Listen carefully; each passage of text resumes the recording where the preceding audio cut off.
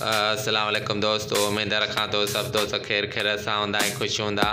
अॼु की वीडियो में मां तव्हांखे ॿुधाईंदुमि काफ़ी दोस्त चवनि पिया ते दर्द जी देस ड्रामो हाणे न ईंदो, दर्द जी देस बंदि थी चुको आहे ड्रामो।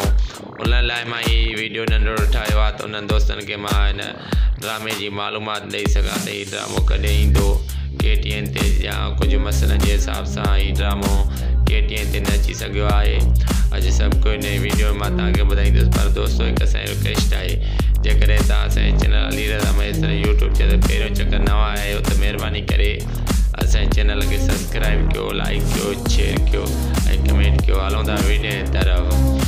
दोस्तों हिन जे फिल्म में अचण खे 5-6 महीना गुज़री विया, हुन जे बावजूद बि हीअ ड्रामो KTN ते न अची सघियो आहे।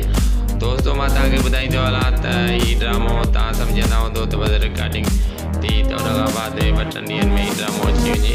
दोस्तों बिल्कुलु ईअं न आहे, हीअ ड्रामे जी किस्त ते वॾी महिनत हूंदी आहे, डायरेक्टर साहब जी या एक्टरनि जी वॾी महिनत हूंदी आहे। उन खां बाद में जी हीअ ड्रामो एडिट थींदो आहे हिकु किस्त ते, उन में बि काफ़ी टाइम गुज़रंदो आहे ऐं उन में बि महीना गुज़री वेंदा आहिनि एडिट में।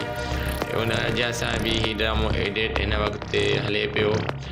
जनवरी महीने में 15 तारीख़ खां बाद में हीअ ड्रामो KTN ते अची वेंदो इंशाअल्लाह, अल्लाह में उमेद आहे। दोस्तों अॼोको वीडियो जे तव्हांखे पसंदि अचे त लाइक कंदा, कमेंट कंदा, सब्सक्राइब कंदा, विसारींदा।